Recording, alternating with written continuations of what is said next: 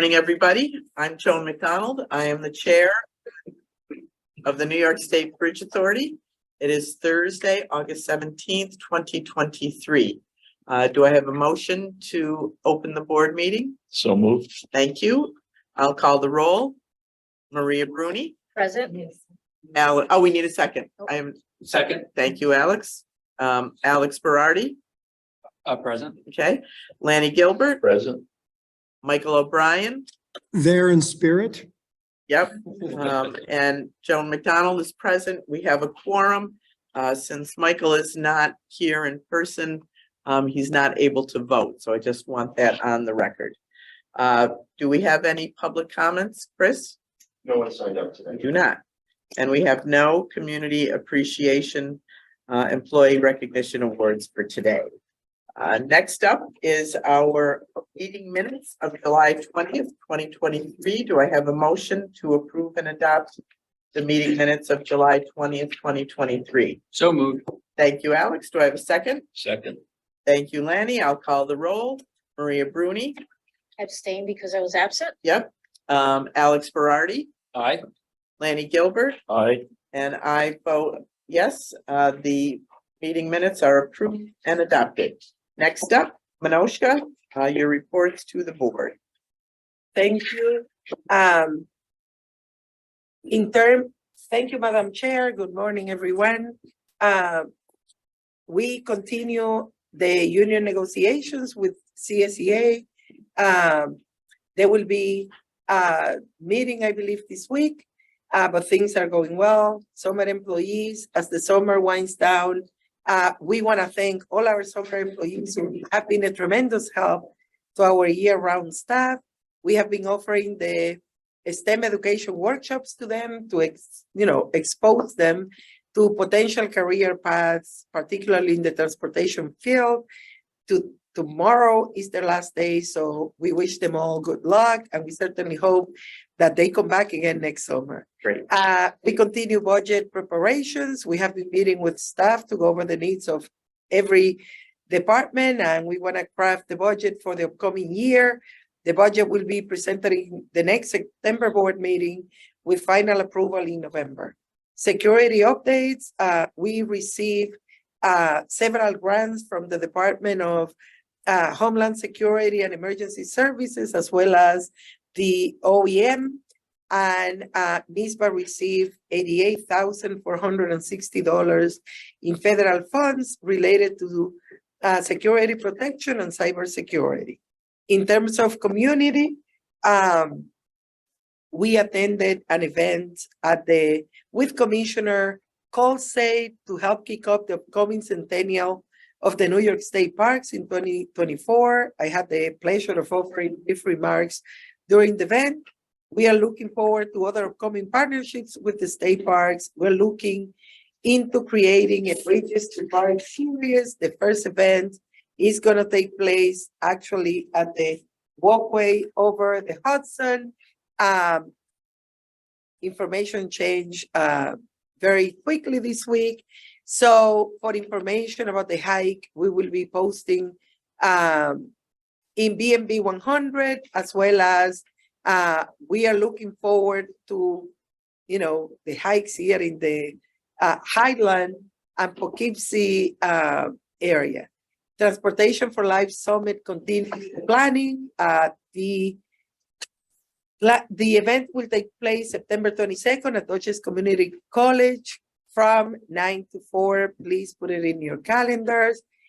Just a reminder that the flooding at near Bear Mountain on July 9th, given the torrential rain and the flash flood, Bear Mountain for a week had very little traffic because many of the roads in the area got affected. So that impacted traffic operations. Thank God our bridge was okay. Nothing happened to our bridges and our facilities. So that was a good thing. We have continued meeting with elected officials. We met this on August 3rd with Didi Barrett. During the meeting, we spoke about the Transportation for Life Summit, our prevention efforts for suicide, federal grant opportunities, as well as toll collection and other revenue generating activities for the agencies. This month, we were also busy with visits from the Inspector General that visited all the different sites in 3 different trips here at the agency. First, she visited, the first headquarters, then the most northern part bridges, and then the southern bridges. And we also had a visit from Chamber, who came to meet at the command center and understand our security operations and safety. We also met in Albany with the Governor's Traffic Safety Committee, where we met to understand, the coordinations about traffic safety activities in the state and to share useful information about traffic safety and the state's Highway Safety Grant Program. And this meeting, several topics were discussed, include grant submission process deadlines, agency support of roadway safety initiatives. We also joined the Mission and Vision Subcommittee that will be focusing on defining the purpose of the organization. And this committee is comprised of 13 agencies who have mission related to transportation and safety, and is chaired by the commissioner of the DMV. We also, this month, some of our personnel went outside and provided talks. Among them was Chris Stieber, had provided a presentation about the BMV Centennial to the Town of Poughkeepsie Senior Center. Jeff Wright also offered remarks about NYSBA at a gathering of bicyclists who participated in the inaugural Cycle the Hudson Valley tour hosted by Park and Trails New York. This month, I have approved also the following overnight traffic for August 8 and 9. Daniel Mas attended the Homeland Security and Emergency Services Unmanned Aircraft System Summit during October 7th to 13. Both Jeff Wise and I will be attending IBTTA. Actually, Jeff Wise will also be a facilitator in one of the topics at the conference. He was just invited this week. We're very proud. He's going to be talking about safety and security for the in this particular session. And in terms of finance, this month we have approved we are asking the board to approve the contract for the painting of the superstructure towers at the Bear Mountain Bridge. In terms of financial updates, July 2023 had 5.47 million vehicle crossings, exceeding 2022 traffic by nearly 49,000 vehicles. The year-to-date information was also positive, 35.82 million, a 5.5% over 2022. Still 2.2 lower than the recent high in 2019. This traffic was comprised of 2.14 million valid Easy Pass tag reads, another 0.25 million Easy Pass eye-tolls, bringing the total pass utilization to 2.35 million or 87%. And this was composed of 94% passenger and 6% commercial vehicles. In terms of revenue, in June, we had $6.31 million as compared to 6.23 in 2022. This 1.3 increase over 2022 is attributable to the fourth and final phase of the 2020 toll schedule, as well as a 4.5 increase in June traffic. June 2023 year-to-date revenue was $34.5 million, an 8.1% increase over 2022. Now, May breakdown of revenues was $5.877 million, 93% Easy Pass. I'm sorry, it was $6.314 million, of which 93% was Easy Pass. That's great. Mhm. And 2% tolls by mail, 4% tolls by mails, fines and fees, and 1% overweight fees. In terms of activities, I don't have any activities to report. Thank you. Thank you, Minoshka. Questions, comments from the board members on Minoshka's reports? Okay, thank you. We have no items in administration. Next up is engineering and maintenance. Jeff? First is the painting of the superstructure towers. So good morning, everyone. First up, with the construction inspection services, for the Bear Mountain Bridge Tower painting.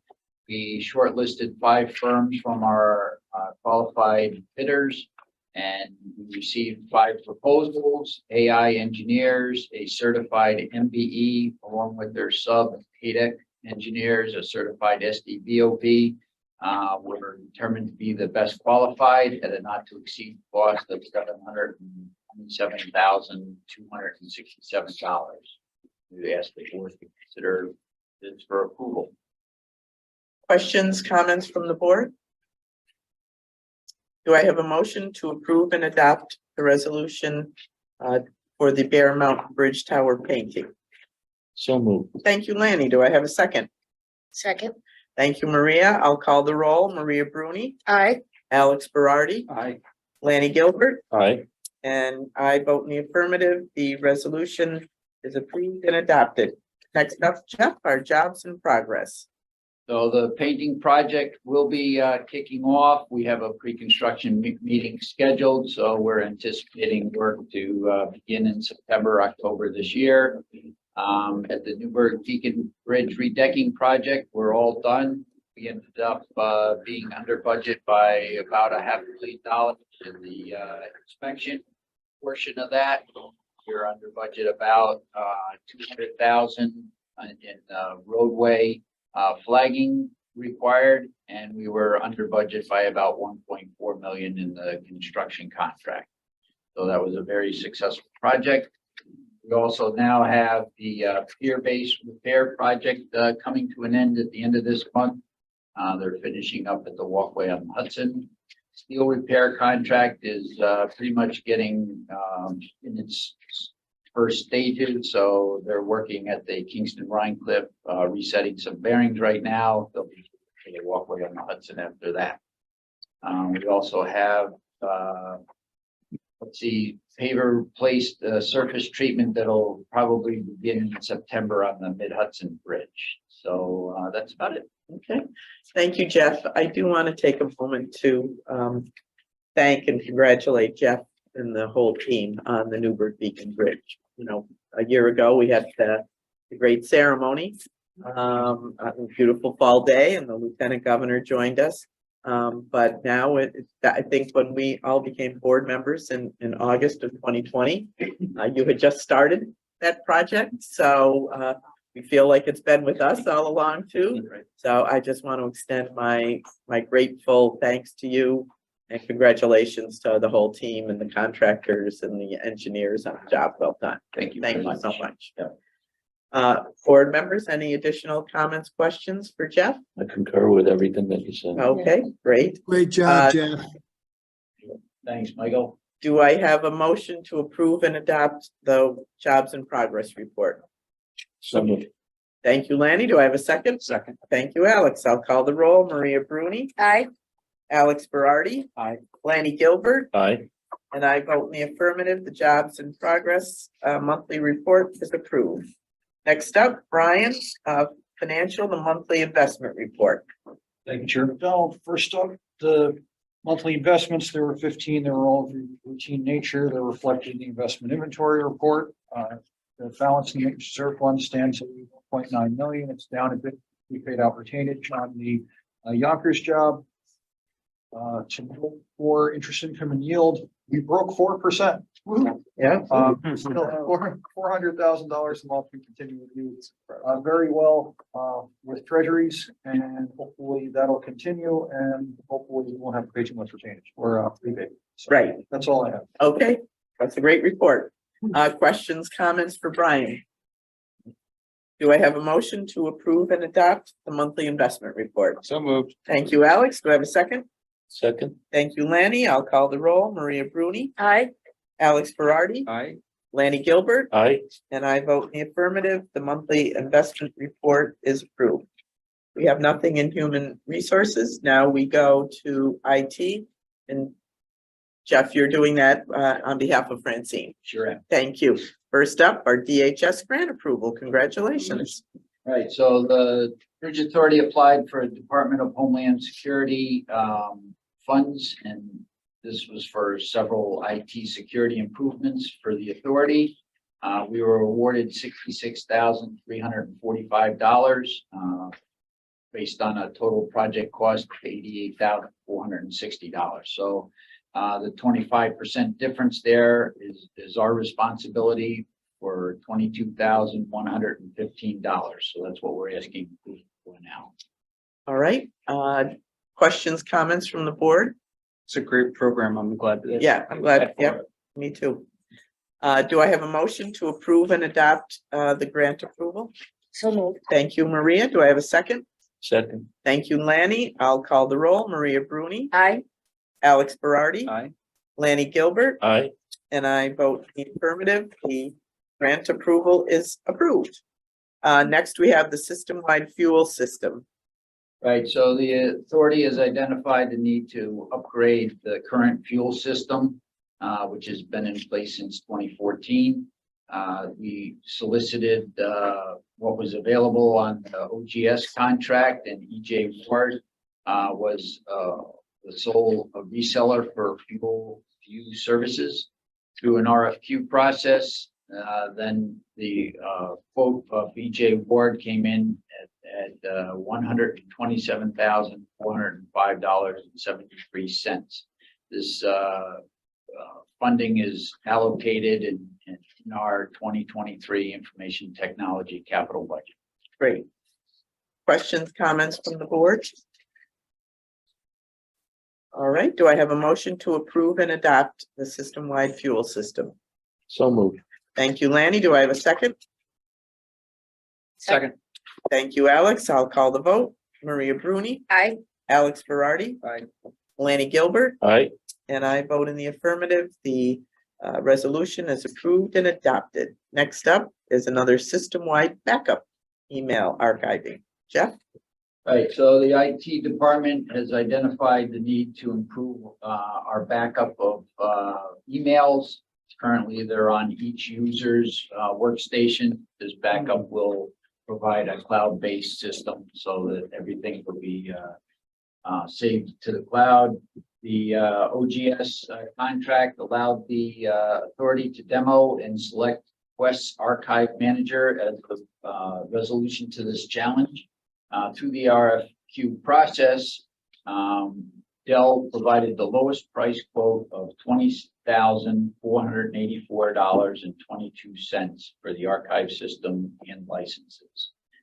Again, this amount is in the 2023 IT capital budget. So this is a question for Brian. Because it's something that we're analyzing in Westchester County. When IT components go to the cloud, are they capitally eligible? Well, under our reporting, Mm-hmm. okay, if we go and invest in something, typically cloud, we don't have a lot of initial investment. It's Okay. mostly ongoing costs. Okay, And because the way we structure it, if it's not going to have a useful life of more than 5 years, we don't capitalize. right, okay, It's an operating expense Yep. because in theory, I don't want to call it leasing, but it's almost like leasing, Mhm. right? You're just leasing the space. We actually do that with the central host element of our toll system. Okay, Okay, and all of that, even though we paid for implementation costs of the system, the hosting and cloud fee or associated cloud fees, all is expensed got it. as an operating expense. We went through that about a year ago, and I think we found under GAAP accounting, if you're developing that software at all to customize it, Mhm. that you were able to capitalize, especially your license fees. Got it. We spent a year under license developing a lot of stuff, and all of that we write off Okay, or capitalize. So it's anything, so you're developing intellectual property. If you're And it's developing made. intellectual Yeah. property, then you're building an asset and that asset has a useful life. ah, Okay, and there are special rules associated with software, but as it relates to, how we deal with things, because we use the modified approach to infrastructure and We consider it all supporting the bridge system. But for us, most of the cost is really in the month to month. Some plow, yeah, it's monthly maintenance. And there's a real cost to that. Mhm. Most people don't realize it. You know, between disaster recovery, Yep. backups, Oh, yeah. constant updates in terms of software to try to ensure IT security is a very expensive proposition. Yeah. And to do so yourself these days is becoming less and less economically viable, particularly for smaller entities such as ourselves. Good. Okay, thank you. Very helpful. Other questions, comments from the board? Glad to see that we're doing this. Yes, me too. All right, do I have a motion to approve and adopt the resolution? So moved. Thank you, Alex. Do I have a second? Second. Thank you, Lanny. I'll call the vote. Maria Bruni, Aye. Alex Berardi, Aye. Lanny Gilbert, Aye. and I vote in the affirmative. The resolution is approved and adopted. Next, a Crown Castle update. Right, so Crown Castle provides internet services and whatnot for the authority. Due to federal government increases of regulatory costs, recovery fees, the authority is subject to a price fee increase from 0.6528% to 1.778% for each of the fiber circuits. So due to this increase, our monthly fee will increase by $123 from what was approved as a not to exceed expense, is why we're coming back to the board. So the increase is $123 per month, and that for a total of $12,671.44 per month. Thank you, Jeff. Questions, comments from the board? All right, do I have a motion to approve and adopt the resolution? So moved. Thank you, Lanny. Do I have a second? Second. Thank you, Maria. I'll call the vote. Maria Bruni, Aye. Alex Berardi, Aye. Lanny Gilbert, Aye. and I vote in the affirmative. The resolution is approved and adopted. We have nothing in bridge operations or the command center. So next we'll go to electronic tolling and toll audit, Jeff Weiss. First up is the New York State Thruway, first quarter 2023 credit card equity. Thank you, Madam Chair. Good morning, commissioners. This month, I have the New York State Thruway Authority invoice for actually Q1 and Q2 credit card reimbursement costs. If you remember in the past, we would be charged, these charges would be subsumed into our quarterly bill for transaction costs, as well as credit card reimbursement. In January of 2023, we agreed to go to monthly invoicing for transaction costs and stay quarterly with our credit card reimbursement. We received both Q1 and Q2 a little later this year. That's why they're both being presented at this meeting. Ongoing, as we receive them from the Thruway Authority, we will continue to come on a quarterly basis with these costs. So for this month, I have Q1 and Q2, the total amount of $527,251.82. This is broken out to be $246,521.80 for Q1 and $280,730.02 for Q2. And I ask for your approval to pay these invoices. Do I have any questions or comments from the board? Okay, do I have a motion to approve and adopt the resolution? So moved. Thank you, Maria. Do I have a second? Second. Thank you, Lanny. I'll call the vote. Maria Bruni, Aye. Alex Berardi, Aye. Lanny Gilbert, Aye. and I vote in the affirmative. The resolution is approved and adopted. Next is another invoice from the Thruway Authority. Jeff? They just love, they just have the gift that keeps on giving from the Thruway. So this month, I have our monthly invoice for May 2023 for Easy Pass and cashless tolling expenses in the total amount of $638,545.28. This is comprised of $395,745.15 Easy Pass related costs and $242,800.13 cashless tolling expenses. I ask for your approval to pay these invoices. Questions, comments from the board? Nice to see the cost per transaction going down. Yeah. Yeah. It is nice. Do I have a motion to approve and adopt the resolution? So moved. Thank you, Alex. Do I have a second? Second. Thank you, Lanny. I'll call the vote. Maria Bruni, Aye. Alex Berardi. Aye. Lanny Gilbert, Aye. and I vote in the affirmative. The invoice and the resolution are approved and adopted. Next up, media and public information. Chris, we have nothing. Thank you and Olive for continuing to send the daily clips. And now we will go to presentations to the board. First up is the impact of AET on Fair Mountain Bridge. And next will be the AET stats dashboard. Okay.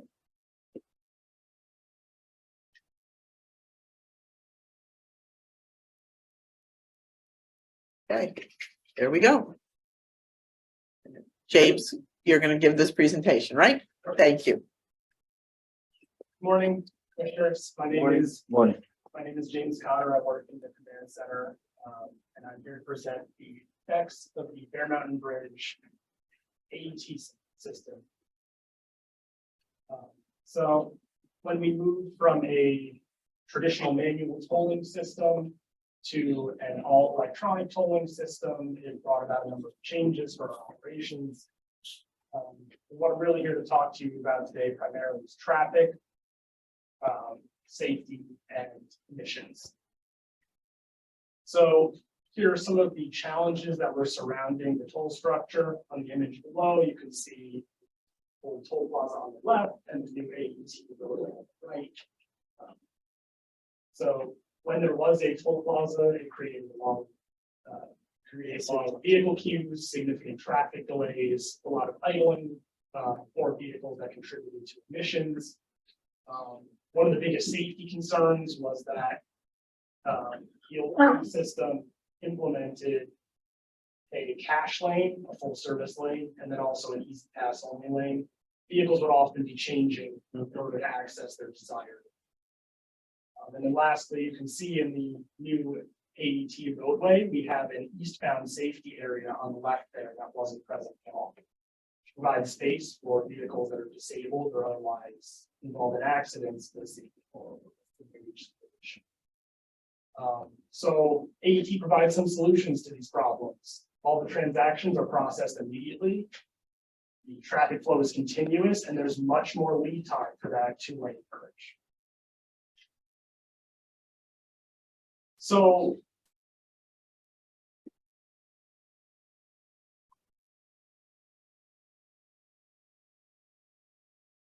when it comes to analyzing accidents, travel time, and emissions, we used a number of data sources, both internal and external.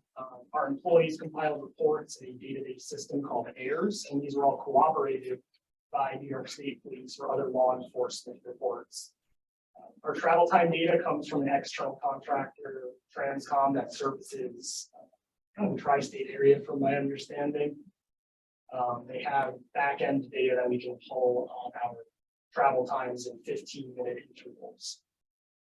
And then for the emissions reduction model, we used internal traffic statistics, Department of Transportation provided vehicle statistics, U.S. Department of Energy provided publicly available emissions data, and we also used some of the results from the New York State Thruway emissions data to compare to our own results.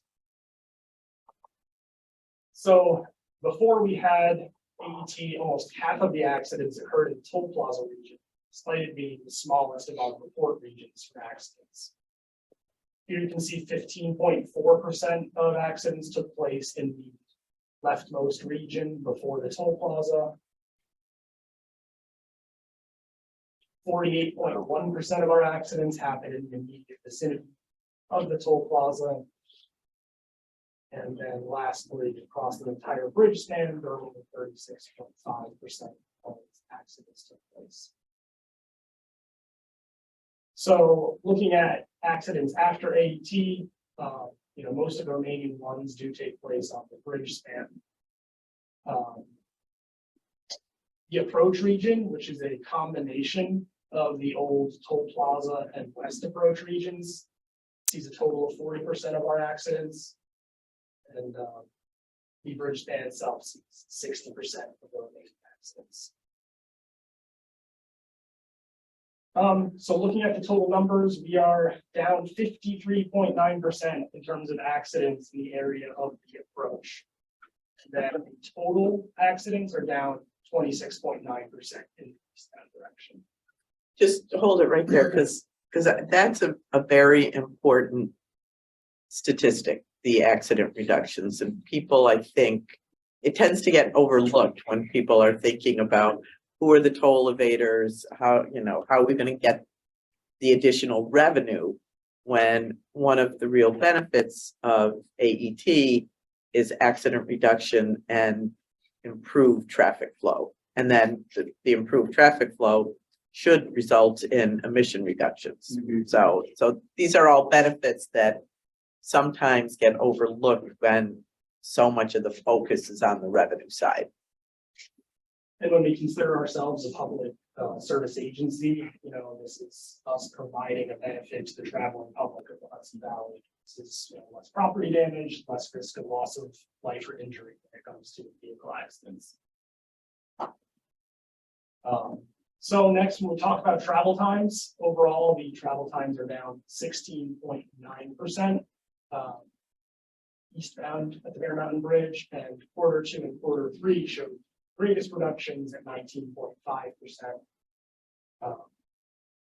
And I consider those quarters especially important. They are our most highly trafficked quarters. So we're speaking to aiding the most people in those quarters. Looking at our traffic statistics, I'm sure this is well known by the commissioners, but our traffic did decline significantly in the COVID-19 pandemic. We have been gradually recovering back to pre-pandemic levels.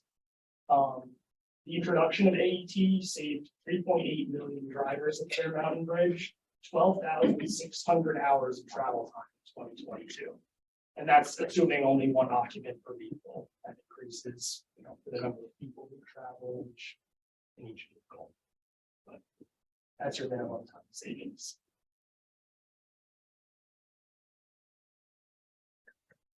So when we talk about emissions, the way that I built this particular model was from the ground up using first order physical principles. So you figure out how much fuel is saved by each vehicle, you multiply that across by all the vehicles that crossed, and that yields a total fuel savings.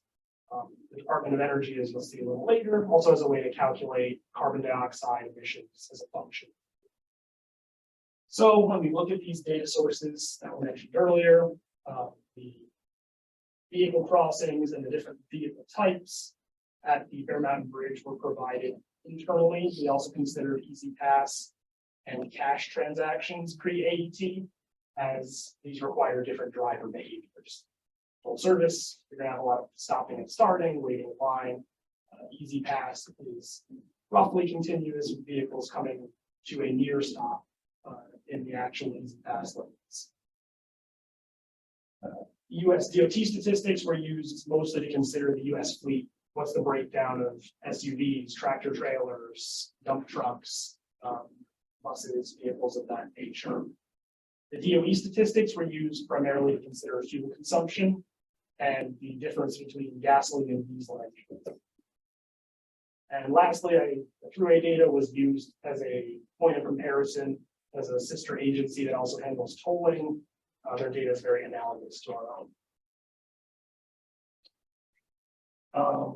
So I said we started from first order approximations and avoid having us turn too much into a physics lesson. We considered driver behaviors before and after AET, different vehicle types and weights. The main energy expenses are kinetic energy and friction. And then we also had to consider payload. And all these were considered using different weights and different fuel types.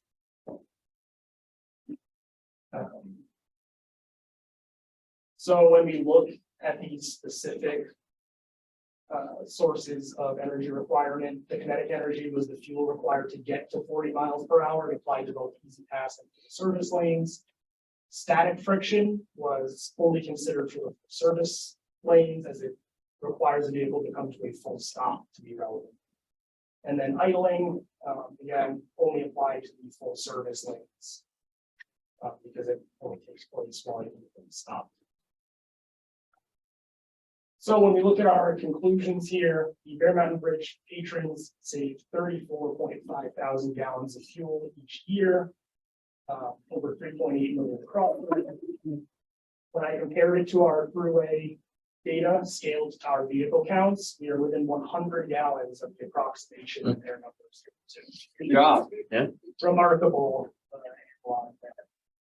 And then, using some back of the envelope math, patrons across all municipal bridges saved approximately 274.5 thousand gallons over 30.1 million crossings. That could vary depending on how much commercial versus,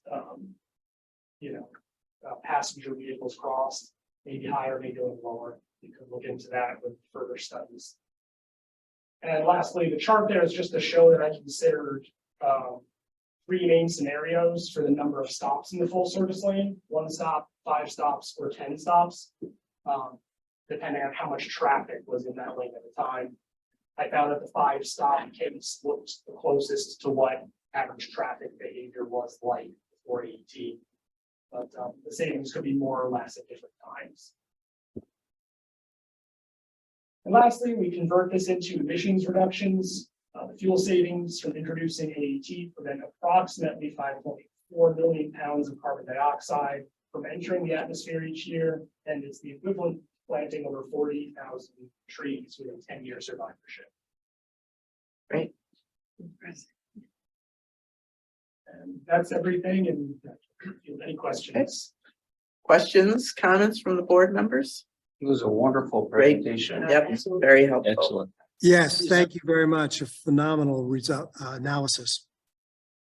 Is there a point when we let Chris go on a campaign to kind of share the results with the community? Because I think we can talk about that. We can have Minoshka and Chris and Lauren work up a plan and bring it to us. That would be great. Yeah, you have BMB 100, which that was the first time I saw that website today, and what a great idea. Right. Because I think that Right. connects with people today. They see that, they'll go visit it. Yeah. But AET savings or whatever, I think a lot of people don't understand these benefits that Agreed. Joan highlighted. Agreed. And if you think that every tree, we save 40,000. That's incredible. Multiply by, if you go to Home Depot, $10 or $20 per tree, that's a lot of revenue. Yeah. That is not going into, that is going into the public without them knowing that they're Right, receiving Right. that benefit. So that is super impressive. Yeah.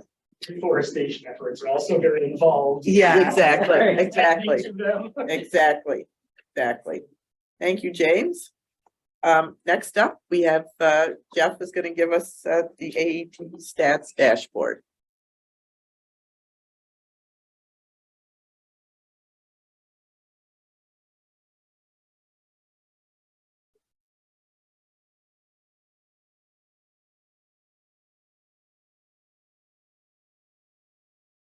Okay, so on the heels of that good news about AET, I'm going to present what we're doing and how we're doing, and to talk about how I get to put on my little black mask and go chase the money around. Talk about how things are going with AET.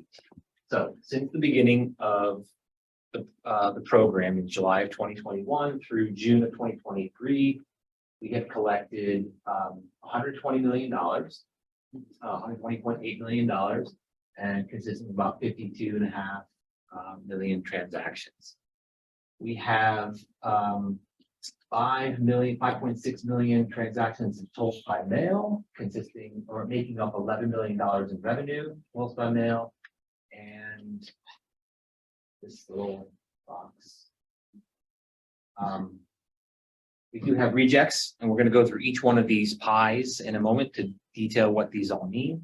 We have rejected transactions, 549,000, consisting of about $2.2 million. The point of this dashboard is to highlight that we're doing pretty good. I think a lot of other toll agencies in the country are experiencing very similar are having a very similar experience and things are going pretty well overall.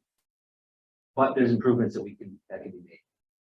So for Easy Pass, that's broken into Home Easy Pass, Home iToll, Away Easy Pass, and Away iToll. Home Easy Pass is basically New York Easy Pass customers driving on our facilities. That makes up $80 million of revenue. iTolls are customers that are part of the New York CSC that are driving across our facilities. Their tags have not read for one reason or another, but they have their license plate listed on their accounts. And when they go through image review, those transactions are resolved and posted to a customer's account. There is a cost associated with that. And so we incur a cost to post these transactions. And I'll talk a little bit at the end of the presentation about things we can do to improve, to drive customer behavior, to change customer behavior and drive these costs down. Away Easy Pass is anyone else in the country who's got an Easy Pass who's driving across our facilities. That makes up about $14 million, and same concept with Away iTolls. Well, $1.2 million. Away iTolls, a little harder to change that behavior because we don't really have access to those customers. But a larger campaigns, we work with our partner agencies through the IAG, could help draw that number down. Tolls by mail. We have about $7 million in revenue for tolls by mail. You can see that our open category is almost equal to our paid. Paid is people who received an invoice, paid it, went on their way. Open consists of people that have either not paid their tolls by mail and will soon be moving to a collection agency, as we've discussed in the past. And the rest of that $6 million are people that are in an open status, meaning in the last 120 days, give or take, they've driven across one of our facilities, they've received the tolls by mail. If they haven't paid it, it's in the escalation process, moving towards an eventual violation notice. If they pay that, and we ran that number today, those numbers should change, right? Every time you run these numbers, they'll change slightly. And then we have dismissed, and dismissed is really made up of either there was an error made, customer has called, we've investigated it and dismissed the tolls by mail, or those have been posted to an account because the customer said, I'll open an Easy Pass account if you post this to my account.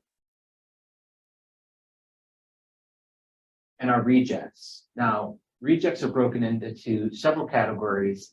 I've grouped a couple categories into other, mainly to highlight the two bigger categories of image reject and DMV rejects. These are two areas that have a lot of room for improvement, a lot of opportunity to create programs to address and reduce these rejects. Image rejects, about $1.3 million, consisting of not that bad. And when you look at it, it's 1.1 overall of all of our transaction, all of our revenue, it's only 1.1%. DMV rejects, about $7 million, and other rejects. These are things like accounts have gone bad, people have closed their account by the time the transaction goes to post, and those are rejected. $400,000. So to talk a little bit more about the image rejects, here we have really, these are all of the reasons that images are rejected at the back office. There's things here that are related to equipment that can be addressed, and we try to stay on top of that. When you see these numbers, these are in the past, these have already happened. So to rely on a report like this, you're actually looking backward and you're not able to really address it. If a camera is pointing at the sky and you've got a camera alignment issue, you want to stay on top of that and try to be progressive with our lane vendor to make sure we don't have these happening a lot. If we see a rise, we see a problem, we get right on it and address that. Our two biggest categories here, no plate, $600,000, 48% of the total rejected transactions. That's an issue, and there's a lot of things that we can do and that we're exploring with within the agency here, and that we'll bring to the board once we have those fully baked, and with our partner agencies as well, not only in New York Easy Pass but also the IAG. How do we address people driving around with no plates? I'll talk a little bit about some of the things we're doing in total audit to track this and get some numbers so that we can really develop a program that's informed with actual data. Our next one is license plate obstructed. License plate obstructed will ebb and flow with seasons. We have weather where you have snow. Where's weather? Snow is blocking your plate, right? But that's not an actual, I mean, it's obstructed, but we try to differentiate. Is it a problem or is it just, that was a one-off? Non-malicious. It's non-malicious, correct. Malicious is somebody who's actually putting tape over the license plate or purposely blocking it. And that number is surprisingly low. It's still an issue, and those are things that we want to track and keep an eye on. But our license plate obstructed comes down to some part of the vehicle is blocking the plate, largely with our commercial traffic. You've got bike racks. Someone's got a bike rack on their car. After one of these presentations, someone pointed out that I have a bike rack on my car. Not on purpose. I am aware of it, but I have my Easy Pass in my car. So Okay. Oh, boy. I'm not one of those. But these are things to keep an eye on and to do audits to see what are we looking at, what's the problem, how can we address them. Next is our DMV rejects. So while these represent very low percentages of our overall revenue, they are still addressable. These are some of the low-hanging fruit things we can identify to say, what can we do to drive these numbers down? And not just say, oh, well, that's just going to happen. And so I'm working with our partner agencies at the New York CSC to come up with some ideas and programs, how we can reach out, talk to these DMVs directly, and say, so what we're showing here is our top 10 states that are coming back to us as no DMV agreement. But there's nuances because it's not necessarily true that we have no DMV agreement with Connecticut, for instance. It's a huge amount of our traffic, and we do have a DMV agreement with Connecticut. However, it depends on what portion of that database or that agreement they are saying you have access to. And it turns out when we looked into it, that we have access to their passenger vehicle database, their commercial vehicle database, their vanity plate vehicle database, but for some reason their state vehicle database, we don't have access to. And so our back office is rejecting those as no DMV agreement. So even that little nuance could be changed to give us better information, because that you see, and everyone says, what are you doing, Jeff Weiss? Why don't we have an agreement with Connecticut? We do. It's just how it's being told back to us of why those images are being rejected. So I just wanted to show this is what we're dealing with. We've got U.S. government plates. It's pretty, it's a large portion, the largest portion. And there are entities that we have had agreements with in the past that have access to government plate information. And so we're going to try to start with the Thruway and ourselves to reach out to them and see what we can do to make changes to our processing to better those numbers. This last slide is I got help from Mr. Gimbel over here in IT to put these together. And these are old numbers, they're about a year old, but we're going to redo this process and start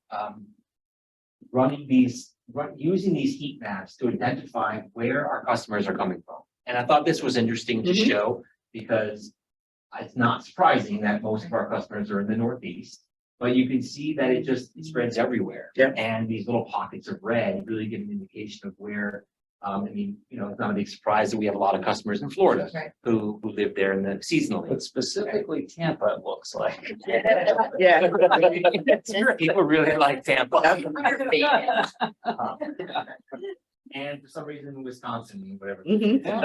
Chicago.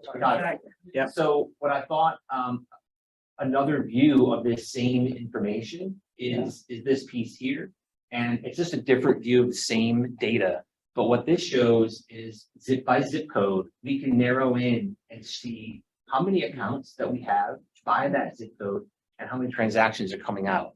And the purpose of this is as we move forward to develop outreach campaigns, we can really narrow in on where customers are coming from, where their problem areas, in either violations or tolls by mail. If we want to increase Easy Pass penetration where can we look first? We can start locally and start growing up. Yep. So this kind of information is really useful and helpful to do that.